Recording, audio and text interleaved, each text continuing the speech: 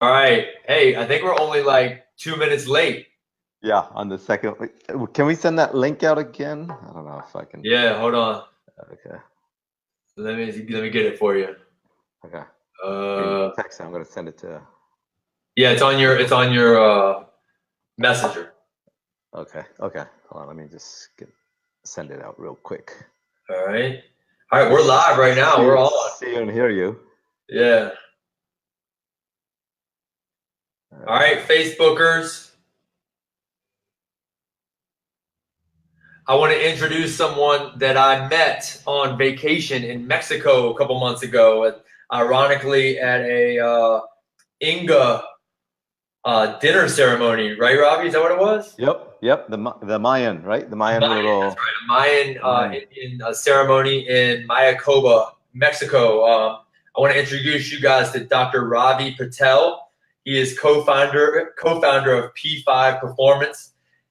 This brilliant guy focuses on rehab, fitness, as well as wellness with a focus on nutrition and supplementation.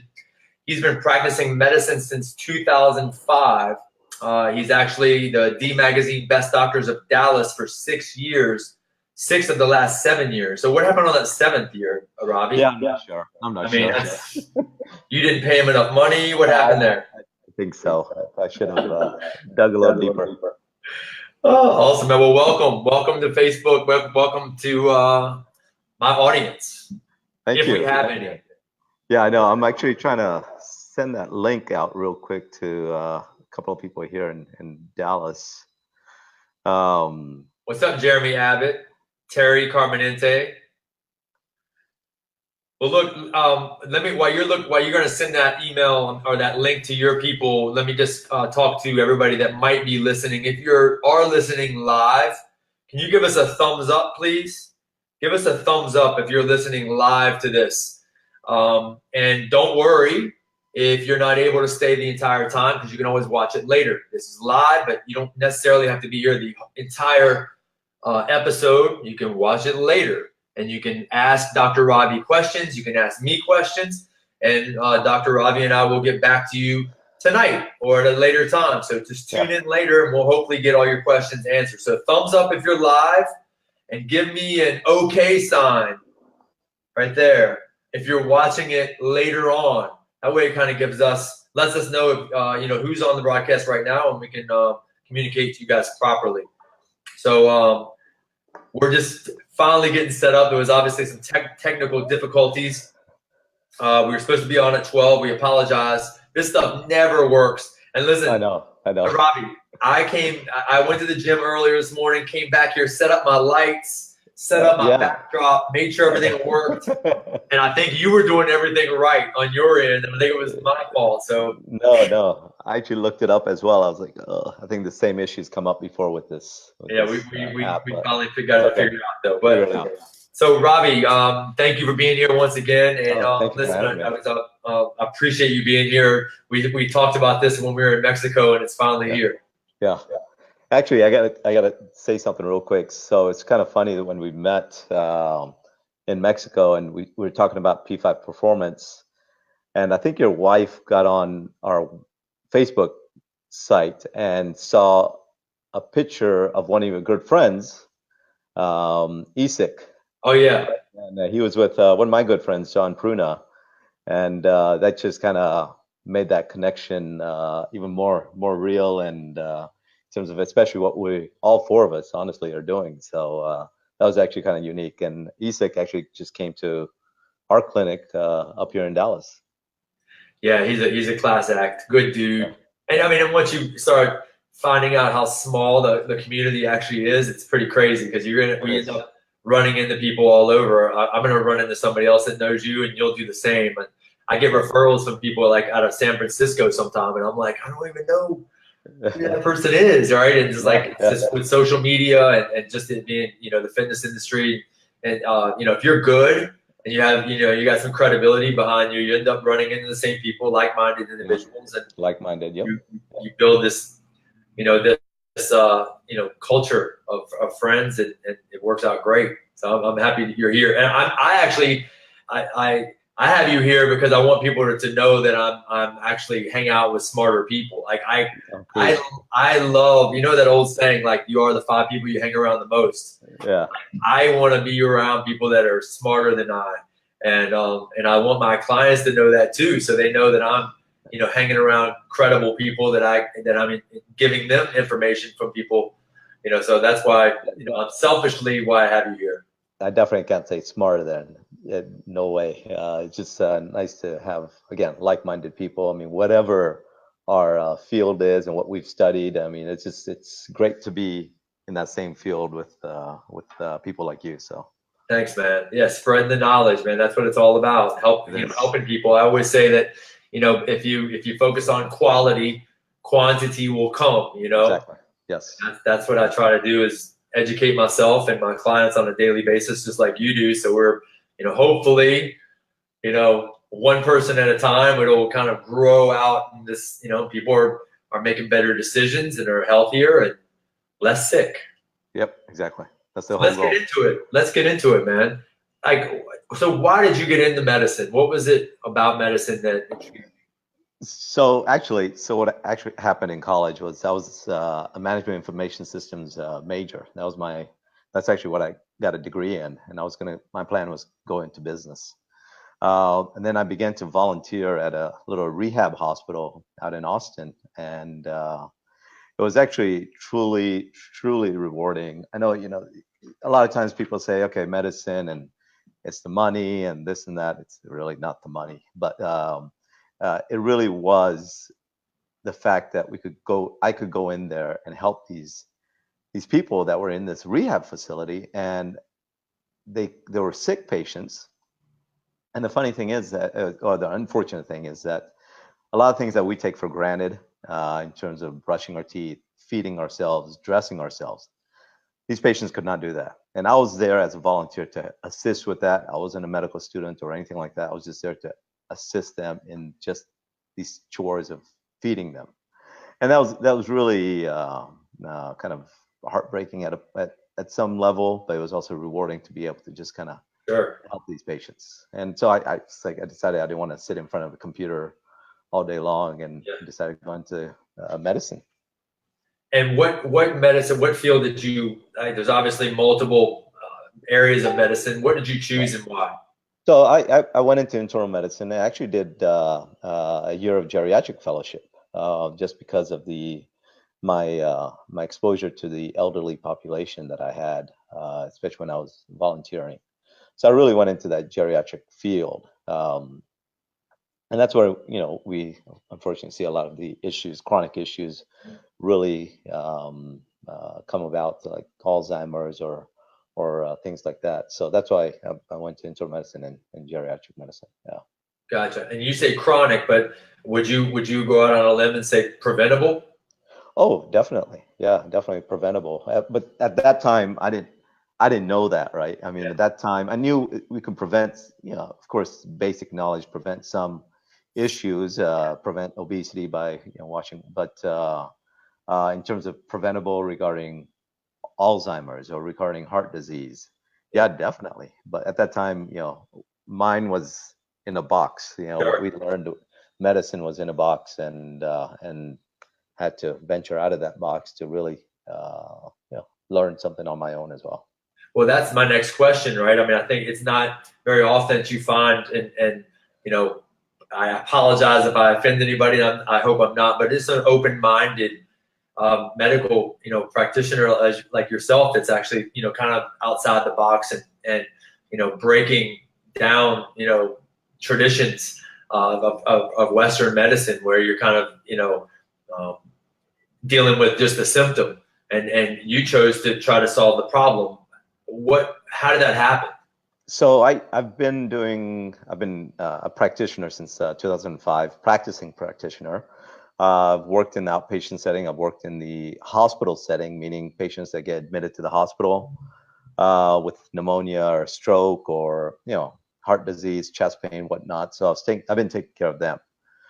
And over time, I mean, this has been going on since 2005. I really got exposed to the fact that a lot of the patients, a lot of them were elderly, and we had to, I would work on getting the patients better, getting them, back to somewhat of a baseline, whether it's, volume overload because of heart failure, getting them get extra fluid off, or getting the chest pain resolved, getting the pneumonia treated.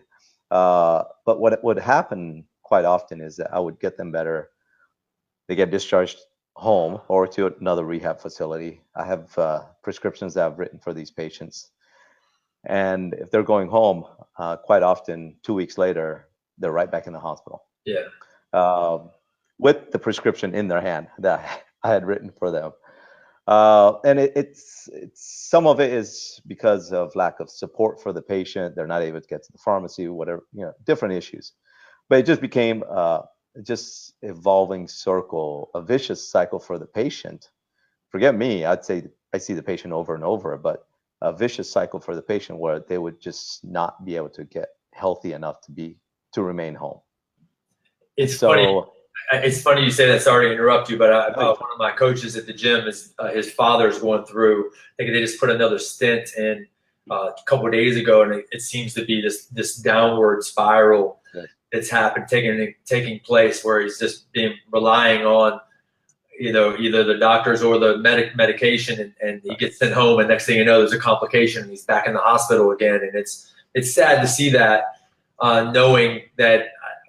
Well, me thinking, and you can tell me otherwise, that maybe if he was doing the right things when he got home, but I feel like that, my dad, you wrote an awesome testimonial for my dad's book, Boomer Strong. We've seen this before too. When people get at those higher ages, I hate to say give up, but they relinquish their thinking process and give it to someone else, and unfortunately they end up being on drugs and relying on the insurance company and the pharmaceutical company and their doctors, right? Without them thinking outside the box, Right. So it's almost like is it the medical establishment failing the patient, or is it the patient not thinking for themselves? All right. So I mean, true story. This morning, I saw one of my patients who's at the hospital. He's going to be there for 2-3 weeks because of an infection. Say abdominal abscess he has, okay? But the problem is he's got an ostomy. I don't know if you know what an ostomy is, but it's when you get your colon removed, okay? They place a bag on your abdomen, on your stomach, so you can have fecal output, right? Stool and things like that. So you have an ostomy. But unfortunately, this guy, he's 62 years old, something like that. Young. Family's not in the state, his family's out of state, so he doesn't have any real support here. The guy cried to me for over 20 minutes, 62-year-old man crying to me for over 20 minutes because the fact that the ostomy the bag continues to leak. And he can feel the stool on his abdomen, and he's so frustrated, and he's walkie-talkie, but he has to get that taken care of. And he told me himself today, he's like, this is, I want to keep working through this, but how do I have quality of life like this? And that's the big issue, right? I mean, we get older, we get sick, and even without getting sick, we get older, our quality of life declines, and it's taken for granted. And it shouldn't be taken for granted, but it does get taken for granted that our quality of life is going to decline. But we can't have that, we can't just give up on that regards that it should decline. I mean, we still have that in us in terms of our life, in terms of improving our continuing our quality of life. Yeah, I mean, so you're basically saying the body can heal itself. Yeah. But more importantly, people need to not take their health for granted and try to prevent the illness from taking place in the first place. And I think that's where your head's at, and mine is as well, with movement and proper quality of nutrition and proper amount of nutrition and sleep and stress management and water intake, and these pillars of health that we try to instill in our patients and our clients. But it's sometimes you can lead the horse to the water, and they're not ready to drink it, and that's frustrating for you as is for me. Like, what in your experience, like, what is it about that people want to take the path of least resistance, or they want to take the easy, taking a pill is easy. Yeah, it is. Getting out of your comfort zone and moving more, or asking somebody for help, that can be challenging at times. Right. Where do you see that and the re-education process taking place with these patients? I think the unfortunate thing is that it's easier for us to take these pills, or easier for us to eat what we eat. Because imagine what in our world, what we're exposed to. We're exposed to TV commercials from drug companies. We're exposed to fast food, McDonald's, and we live in a fast-paced life, right? I mean, we are our culture is such that you keep moving and moving and moving. If you just hesitate, you fall behind. But we don't want that to happen. And of course, what do we rely on then? Fast food, right? We just something quick. And then then the pills come in, and our nutrition and our movement starts to decline. Then of course we don't see it until later on. What's happened to us. And that's where, like you said, movement. The two big things is food and movement, correct? I mean, that's what we really want to kind of focus on in terms of our long-term health. Yeah, and I think that a lot of people, what I have to educate people on, because there's so much emphasis on the exercise portion. And I definitely think exercise is super important. It's what I do for a living, but movement, I think, is totally different than exercise. And I think when you have somebody that may sit at a desk all day, 5 days a week, it's 168 hours in a week. I don't care if you work out 5 hours a week, like there's 163 other hours that you're doing nothing. So don't wonder why you're, in pain, or you're still, overweight. You're simply sitting. you're still inactive. You're sedentary. And I get patients all the time. Working out 5 hours, Right. I get patients all the time say, I'm active. Active, yes, they go to work and they sit in front of a computer, but that's about it. So that's not really active, and like you said, it's not a matter of exercise is different. People focus on just say exercise, think CrossFit, or think lifting weights. It's not just about that. I mean, I think you have it really planned out where it's all about movement, know, and but all of that is important. Yes, the weightlifting, the some sort of whatever it is, cross fitness or fitness, all of that is important in terms of movement. But it's not solely one thing or another. So well, obviously, I think you're somewhat of a trailblazer in the medical field. No, I mean, I there's not too many doctors that I know. I mean, I'm serious, and this. It can be in my industry, and I find this out with lawyers too, because my wife's an attorney, and I train other lawyers too. Like, lawyers sometimes will be like, "Oh, that lawyer's terrible," and I'll say the same thing about trainers sometimes, because they're just lacking, continuing education, or they're not really, taking care of their client like they should somehow, right? They're relying too much on pharmaceuticals and not enough on educating them on how to get off the medication, maybe. So where do you see yourself in that realm? I mean, I know you, but like comparatively to your peers, how are you viewed? Like, you're trying to prevent people. Medication is necessary. We know that. There's a time and a place for that, but you're trying to prevent that from happening, or maybe getting them off of it altogether. How are your peers looking at you? So surprisingly, I've had a lot of my colleagues just loving what I'm doing, and they, as peers and as colleagues, they want to actually come see me at my clinic. And I've got surgeons, I've got ophthalmologists, I've got internal medicine doctors, GI doctors, different specialists, different friends of mine who are coming to see me, which is really heartwarming for me, because I'm happy to see that what I'm trying to do, even though a lot of our physicians and providers may be prescribing different medications, they want to become healthier. I mean, cardiologists as well, they want to be healthier. They want to help people. No, I mean, I know there's a monetary look. People, you got to pay your bills, but ultimately, I think most people go to medical school because they want to save lives or help someone. Right. I mean, that's What's the code? Do no harm, right? I mean, And a lot of times what happens is these providers, these physicians, forget about themselves, yeah, right? They take themselves for granted, or they feel like, oh, okay, there's nothing wrong with them, and they kind of ignore their body. And that's what I can't have happen as well, especially with these people being some of my friends yeah. that I've actually gotten them to come in to my clinic. But it really is nice that I don't have as much of a backlash as I thought I might, but Yeah. because a lot of these people see what we're doing, what they need to do as well. Where What they was the want. paradigm shift for you though? I mean, because I do find like maybe it's because you're younger, or I think you're close to my age, but I find that I have in my family, I have doctors in my family, and I know of other doctors that seem to have like kind of the God complex, right? Yeah. Like that ego that, you know, I think a healthy ego, everyone has a healthy ego, but I don't see that God complex with you where you can still learn. Like I always say that, you know, don't let schooling get in the way of your education. And I find that a lot of medical practitioners will, that's when they get out of school, that's it. I got all I need, right? And there is no looking over here. That's ridiculous. Food, that's not going to help anything. Right. You know, or exercise, no. Nutrition, no, it can't help. You need this pill. And I find that it's very frustrating to me to even have a conversation sometimes with the MDs because they already know it all.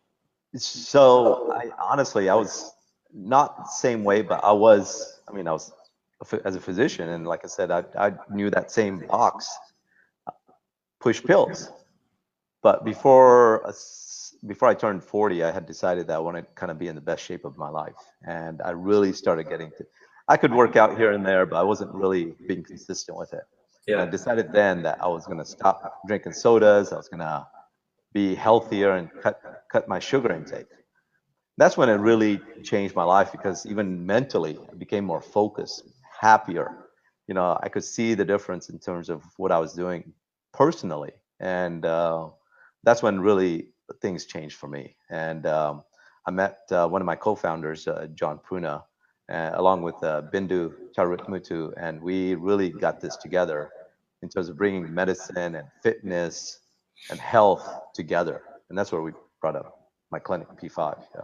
That's awesome. I mean, that's like that whole that holistic outlook you have on it all, because I mean, I think that's, And you know, the thing is, even at my clinic, I mean, I've actually had to put patients on medications, but you know, they were overweight, and over a year's time, I have one of my patients who's 60, 70 pounds, got him off diabetic medications. Even though I'm the one that diagnosed him with diabetes and got him on the medication, we got him off. And he's still continuing to do well, continuing to lose weight and off his diabetic medications. And you put the responsibility in his hands. Yeah. And that's kind of the way it should be. And I think some of though I talk down sometimes about some of these because of their lack of continuing ed, I think the bigger problem is they're busy. They're busy too, right? They lack time to educate their clientele, because the insurance companies, I feel like it's such a high volume practice that most people, to make money, they have to see a lot of patients throughout the day, and they're themselves, they can't take care of themselves, and then they're trying to get people out of the office quick so they can get the volume in, and then they don't have time to talk about health or nutrition or water intake or sleep. Right. And that's where I'm fortunate, because I do practice what I preach, right? I tell my patients what needs to be done. And guess what? I am doing the fitness aspect and the nutrition aspect, and I know we're going to talk about this, but the fasting aspect with them. You know, I'm in my clinic doing the fitness aspect right next to my patients, which I think is great for them and myself. Yeah, and I don't see that happening, like kind of practicing what you preach type of scenario when it comes to. Paul Chek, one of my mentors, used to say, like, if you're a doctor and you can't take your shirt off when you're with your patient, then you don't have any business giving advice. You practice what you preach. I'm not saying but there's a lot of unhealthy doctors that I know of, and some of the most unhealthy people I know are MDs. They don't. Yes. They don't trust at all in anything other than what I guess the Kool-Aid that they were given in school. It's all they need to know. But you're exactly right. I think you hit on that part, why a lot of them are unhealthy with the the race to see more patients with reimbursement dropping and things like that. So they're just trying to see 40, 50 patients a day and they're ignoring exhausted. their yeah, exactly. How does the system change? Oh, I mean, how do we have more P5s, right? I mean, because that's to me is that whole look, at Primal Fit we do the same thing. We have 6 pillars, right? I hate the cliche kind of a one-stop shop, right? But it's a wellness center. I want to look at movement, mindset, strength, conditioning, nutrition. I want to put it all together. Stretch therapy, IVs. You guys do IVs there. You guys are doing all types of things that that are changing people's lives, and it's not just about it's not just about the fixing the symptom like we talked about. It's about getting the root cause of the problem so there are no more symptoms. How do we get more P5s? So I think honestly, actually, before I get to that, one of the most things I was impressed by you is when we were in Mexico, and I saw that video when you were in the gym doing your movements with a handstand. I mean, it was just so motivational for me.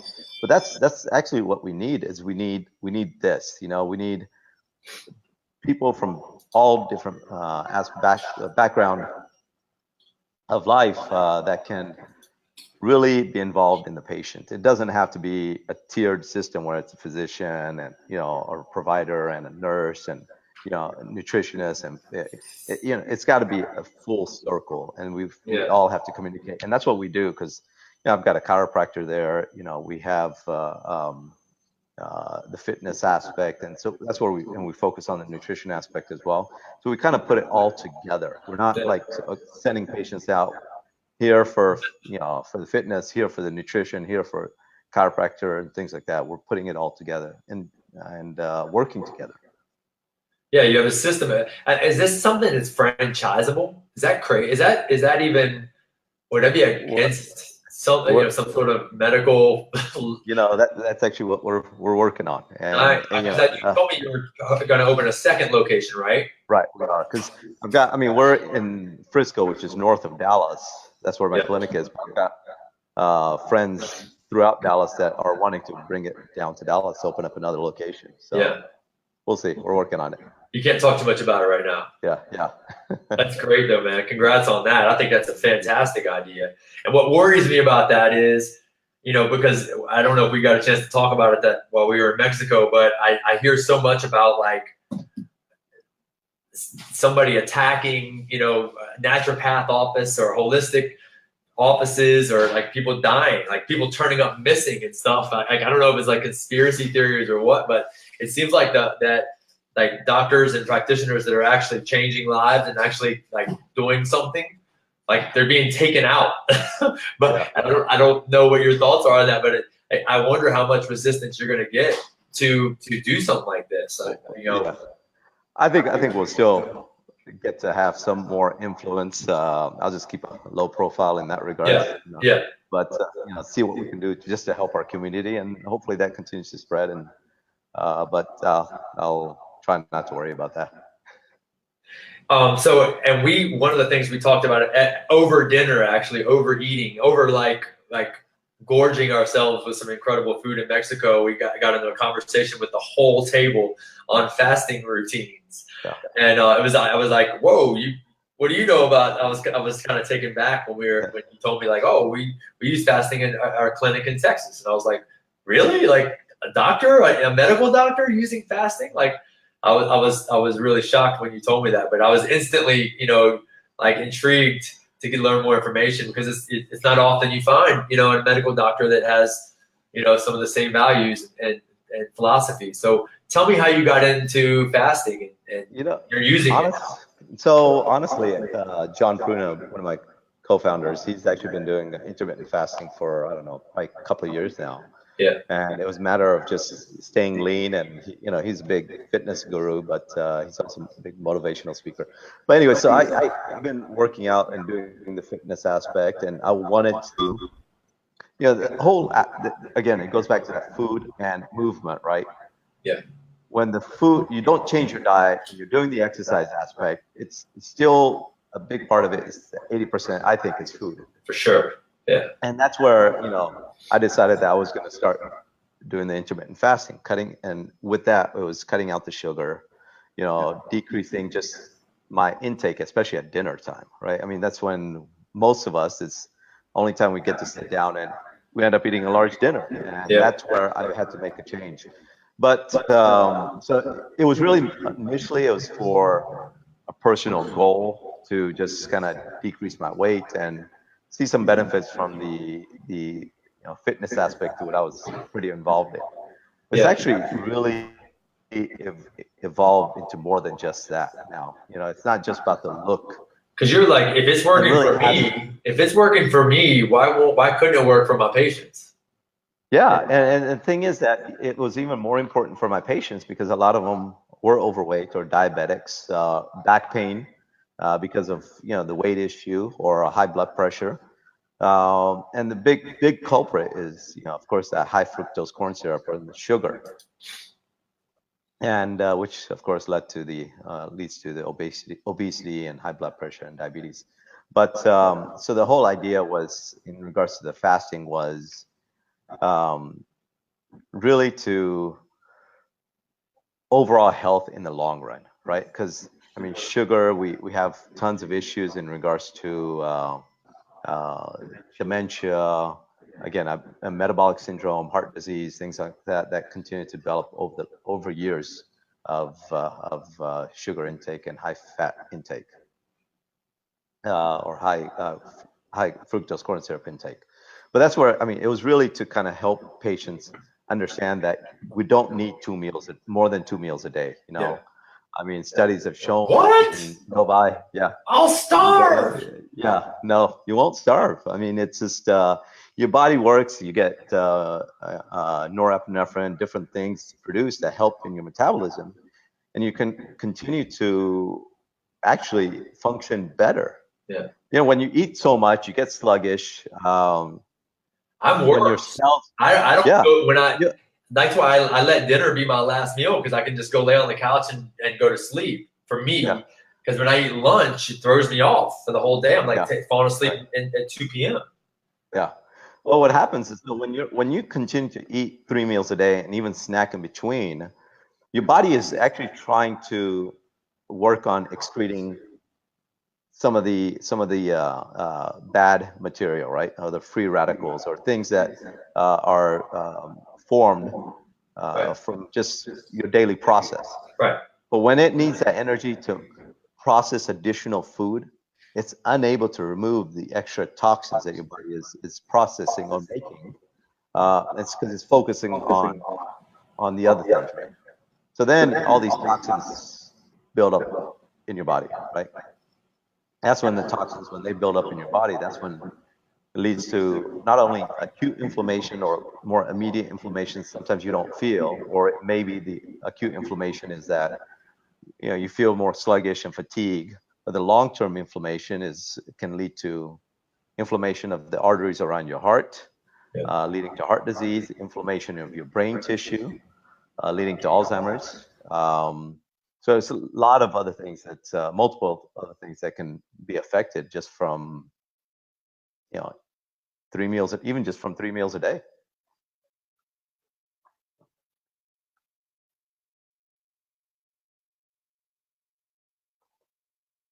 Right.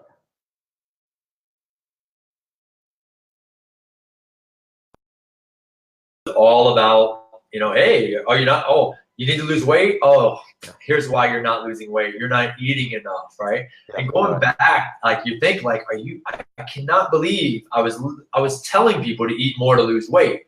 Yeah. And it's just one of those things. If you tell a lie a lot long enough, it becomes truth. So it's really what over the past year, and I've been fasting for 10 years now, but I started, implementing it into the gym now, and people are just, everybody's losing weight and feeling better and more energy. And to think of how, you evolve, and I hate that I just didn't know any better back then. But the fact that I was telling people that they had to stoke the fire, they had to throw a log on the fire, to keep the metabolism going all day. It's ludicrous information. It has no scientific backing. It is, yeah. I mean, and the funny thing is actually there are multiple studies that are coming out. Even I think I sent you an article, which I think your dad sent you the Yeah, same article, yeah, whether it's USA Today or NPR. There, studies are ongoing right now, and to show that how much more beneficial it is in terms of the and we can say intermittent fasting, yeah. and it's not fasting. I mean, that's actually, I mean, I use it, but it's truly not fasting It's because right. you only It's not. need three meals a day. I Yeah, mean, when two people meals a tell me day. that, That's all you need. yeah, that's cool. I'm glad you're eating less, but you're Yeah, not that's getting the autophagy benefits and the reset benefits that you would from a longer fast. right, and that's actually the proper eating habit. Right. Eating 3 meals a day is really overeating. Right. That's actually the issue. But most people don't understand that, and that's okay because that's what we are here for. We want to show what the true results are, and I'm actually taking a page out of your book in terms of we're gonna get some of my patients and work on a 48-hour fast Yeah. together, Yeah. with me as a physician along with my patients. Yeah. Yeah. And see, and I've got, like I said, I've got patients who texted me and said the lightest they've ever felt in 20 years, Yeah. and they're loving it. So which makes me feel great. And this is why I went into medicine, right? I mean, to help Yeah. patients. And this And is it really is much more rewarding to see when I can get that feedback that they're feeling great and they're thankful for what I've done to help for them. sure. But you know what's funny is like when I get a new client, we always kind of go through their goals and health history, and then I ask this very important question I stole from the book called The One Thing. Right. So the one thing, right, is I want to know what your one thing is. People don't really understand it. I go, I want to know what the one thing you could change right now that would have the biggest impact on you changing or reaching your goal without anything else changing. Like nothing else changes. What's the one thing that would have the biggest impact on you? Now, sometimes it might be walking through the door and moving more, right? It might be weight training. But the majority of the time, I'll go ahead and say it. The one thing that would have the biggest impact on somebody's health is affecting the food they put in their mouth, right? And the frequency that it goes in their mouth. And it's shocking to me sometimes because if you think about it, like let's go back to what we talked about earlier was like, oh, I know Mary, you're working out 5 days a week. That's awesome, but you're on your butt for the other 163, right? We can say the same thing about nutrition and moving. Okay, Mary, I totally get it. You work out 5 hours a week, but you eat 28 meals a week, right? Yeah. You're eating, or it could be more, it could be 42 meals. Some people are, oh, I eat 6 meals per day. I can't understand why I'm overweight. Well, you're putting 42 meals in your body. Right. And you're only moving 5 times a week. It can't compete with that. So when I explain the math, it's shocking to some people. They don't even understand the math. They're like, oh my God, you're right. Like you're eating too much. Like I'm talking about eating 6 to 10 meals a week. How about that? And people are like, oh my God, that's crazy. 6 to 10 meals a week. I'm like, that's right. That's right. And like magically, it's not magic. You're not eating. And there's nothing easier than doing nothing. And this is what we're trying to like convey to our members and to our community is like, listen, stop eating. And you're going to feel better, lighter, healthier. You're going to feel more energy, more mental clarity, and you're going to get your butt in the gym more. And that's actually the icing on the cake. People put the exercise portion, they put way too much emphasis on it, where that's just icing on the cake. The cake is actually the nutrition. Yeah, and that's what I was saying, that 80% is the food, 20% is the exercise. But I'll even go a little further in terms of the one thing that people can change. Yes, quantity and all that is true. Yeah. The high fructose corn syrup. You get that out of your life. I think making one little step like that, I think would go a long way in terms of your health. Yeah. Yeah, well, I mean, you make a great point right there, right? If you're taking high fructose corn syrup out of your diet, what are you really taking out? Processed food. Processed food, yeah. And that's one of the main things I say to people. I was like, listen, if it comes in a box, limited. If it has a shelf life, limited. If it has more than one ingredient, limited. Right. If it has an expiration date or a barcode on it, I mean, if it's not on the perimeter of the store, just doing that changes everything. You're right, and it's eliminating high fructose corn syrup and additives and colorings and preservatives and all that other junk. Exactly. Yep. Pretty incredible. And I'm so glad I got you on the Fast Pack private forum, the Facebook forum too. To have you there is really cool. And I hope that you're seeing some of the the interaction that's taking place. No, I am. It's really I'm honored, of course, to be on it. I mean, it's humbling to have a lot of these people, a lot of your friends and clients that are on there, and just to kind of see, I mean, they're putting themselves out there, and it's it's something that it's rewarding when they are able to feel better and just from.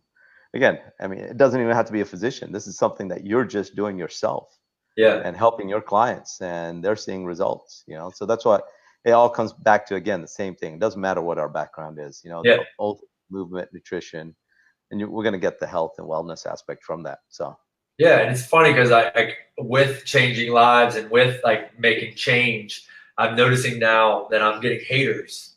And I've heard this before. I'm like, man, I don't think I have enough haters. I must not be working hard enough. I'm not changing enough lives. But I'm finding I'm getting them now. And I talked to this. Somebody came in for cryotherapy the other day. It was a female that came in, and she had some gastrointestinal stuff going on. And every time somebody comes in for cryotherapy, I say the same thing. Hey, why are you here? And most of the time they'll say, oh, I've never tried it. I saw it on this reality show, but a lot of times it's like I have low back pain, or I have arthritis or sleep disorder or whatever. And this is my cue to say, hey, let's talk after, because I do facial stretch therapy, and I think I can show you some stuff to help you with your back. Maybe I can give you a video to take home with you to help you with your lower back, right, to complement the cryotherapy. And so this girl had some digestive stuff going on, and I could tell she was overweight. And I didn't need to ask that, but I could tell she was bloated and wasn't very happy. And her husband was there, and it was a bigger dude, and he was obviously like a bodybuilder or something. And I said, listen, I may have something that could help you, And we got on talking about nutrition a little bit. You got to walk, lightly, because you don't know who you're around when you're bringing up this taboo subject of less meals, Yeah. And now that it's mainstream too, and I hate that it is, but I'm glad that we're getting it out to the people, and they can at least learn more about it. They can either do intermittent or they can do extended fast like us. Right. But he didn't like it at all. I saw his face, and he was not happy. And she looked at him, and she was like, I should be eating more meals. Like my husband says that. And I'm like, well, if it's working for you, I say you continue to do that. Yeah. But if it's not working for you, not saying that it's not, but maybe we try something different. You know what I mean? So, right. But I ended up educating him on it. He was like, well, they're going to lose muscle. I don't understand. Like they're going to go catabolic and eat all their muscle tissue, and you're going to store more body fat, right? And it was just the typical kind of thing that you hear the bros say.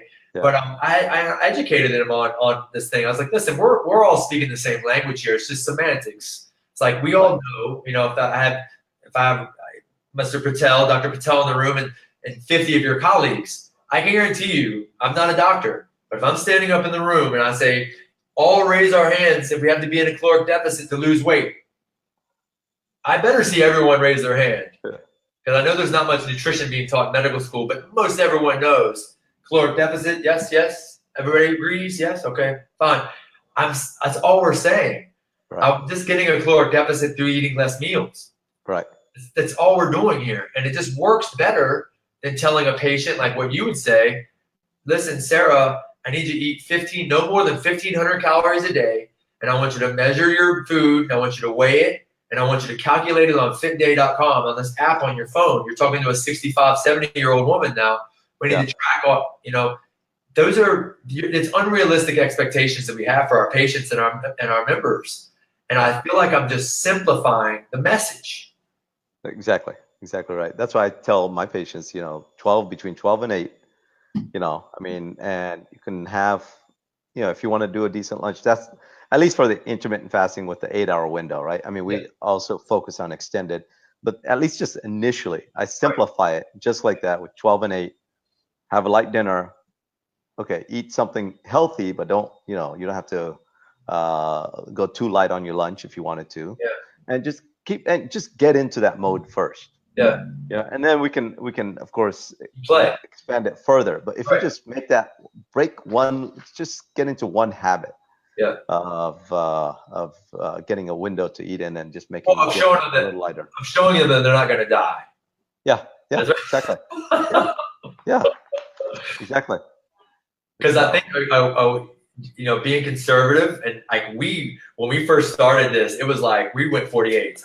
We got 12 people that need to lose 30 to 100 pounds, and we were like, we're going in 48s right away, because yeah, 24s after that are so easy. But now I'm like, all right, because you can take a skinnier fat person that may have some health issues and just say, hey, let's just eliminate your mid-morning, mid-afternoon snack. Let's start there. yeah. Just breakfast, lunch, and dinner. Right? And people are still freaked out on that one.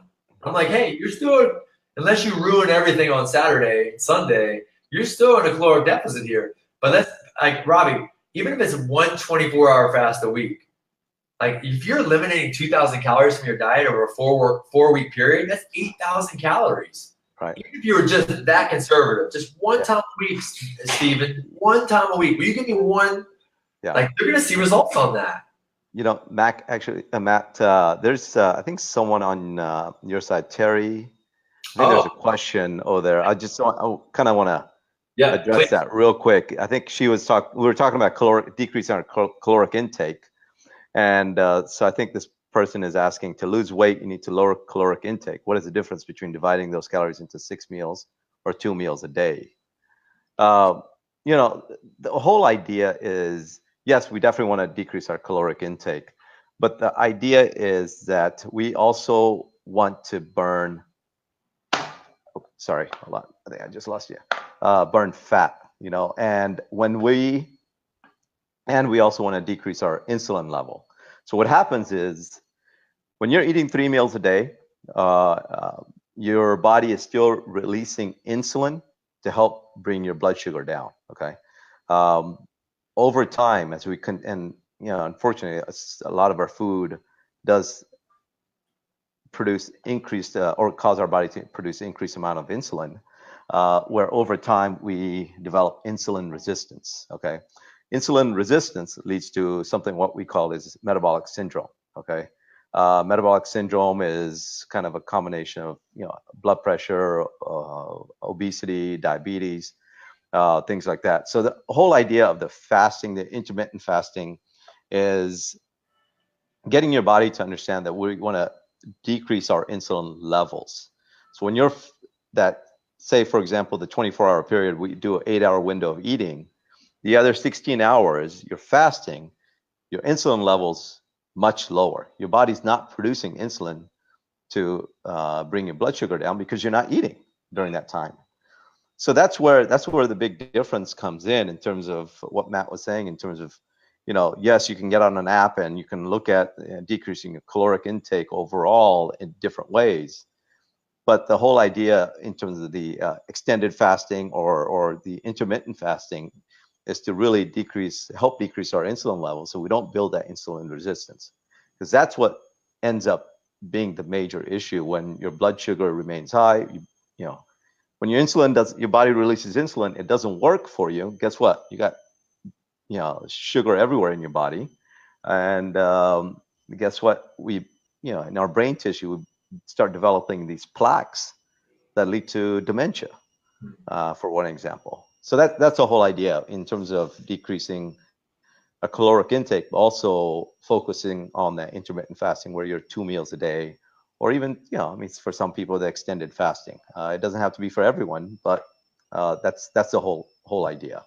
A good analogy I heard from Dr. Young I liked a lot was, by you allowing yourself to take in less meals or have a larger time in between meals. It's essentially like when you go grocery shopping, right? Say you got a refrigerator that's already kind of full, and you go grocery shopping and you put the new food and you push the old food to the back, right? Yeah. So instead of cleaning it out, right? That's what happens all the time. We're never dealing with the food that's in the back of the fridge, just sits there. So with fasting, we're giving our body a break from and we're essentially resetting. So we're really cleaning the back of the fridge out. So when we do eat, Terry, we're able to put that food in, and it's just more bioavailable, and it's partitioned, and can be put where the body needs it to go easier. And what I think too, Terry, when there is no difference between 6 meals and 2 meals as far as calories are concerned. I know what we're talking about fasting, but when somebody says like, oh, Matt, if you're supposed to eat 2,000 calories a day, Terry, it really doesn't matter if it's 2 meals at 1,000 or 6 meals of 4, right? It doesn't matter from its calories are it's the total calorie amount for the day. So it doesn't matter if you eat 1 meal of 2,000 calories. If so understand that whole thing. And that's, I'd love to speak to somebody about that more, like that knows that's really like in that field more, because I kind of feel like it's too damn complicated. Yes, we need better quality food. Yes, we need to eat foods that's closer to its natural state and less processed. But just eat less meals and eat real food. Why do we have to go? I know it's a science, and I know there's university level professors that teach this stuff, but is it really? Because that's what the guy, the bodybuilder at the gym said. Hold on, I don't understand here. You're saying, this is what he said to me, Robbie. He goes, how much do you weigh? And I said, I stay around 212. He's like, 212. He was like, but you don't eat? And I go, no, 0 to 2 meals per day. And he was like, are you on drugs? He was like, because how do you maintain your muscle mass? He was like, you have to take in a maintenance amount of calories per day. And I'm like, well, no, you don't. So I'd love to hear I'm not educated enough to go that deep into the biochemistry of nutrition, but I don't know. It's just interesting. We kind of make it harder than it really is. Yeah, it is. Terry, hopefully that helped in terms of somewhat answering a question. I don't know if they're still on, but she's on the fast pack, Robbie, so she knows who you are. Okay, cool. Okay. Awesome, man. Well, look, I don't want to take up more of your valuable time, Robbie, and incredible interview. And I'm glad we got into your background and got into what just what the incredible stuff you got going on, and now you're, the paradigm shift that you're trying to make, and you're rubbing off on your peers and your other doctors. I think it's so interesting what you got going on at P5. Yeah, well, we're excited. Sorry, I'm actually honored again and humbled to be on this. I'm just so glad that we were able to connect down in Mexico. Yeah. I'm actually looking forward to actually coming out there to Miami at some point. And yeah, that'd be great. I'd love to have you here for a seminar or a workshop. Yeah, I want to get into your exercise program with your clients. For sure. Yeah. And you can, it's all about, just diving in, learning stuff, learning new tools and new protocols, and having a good time. We got to get you practicing some handstand work, and I've got a kettlebell juggling workshop coming up in October too. Maybe you can come down for that. I told my trainer I want to do that. I showed him the video. I told him you got to get me doing this. Yeah. Yeah, maybe send him down for the workshop. Yeah, exactly. So that'd be awesome, man. Well, look, man, thank you again for being here and thank you. Being here for my clients and educating all my friends in the fast pack. And I hope we enlightened a lot of people that were on this. Looks like we had a pretty good turnout. Yeah, we did. I'm glad we got this. My mom was on here. My mom was on here. Terry, you're welcome, Terry. So look, have a wonderful day. My friend, listen to everybody on this call. If you're not here, leave some questions here, and Dr. Patel will be around, and we can answer your questions even if you watch this later on. So we're here to help change lives, prevent illness from occurring in the first place. Right, Doc? Exactly. Yep. Exactly. Awesome. Hey, man. Say hello to your dad, and I'm looking forward to. I will. We're going to launch that book in a couple of weeks, so we're excited about Boomer Strong. Thanks again for being a part of that. Yeah, definitely. All right, let me go ahead and end the broadcast. You stay with me, Doctor. Bye, everyone. Have a great day. We love you. Thank you.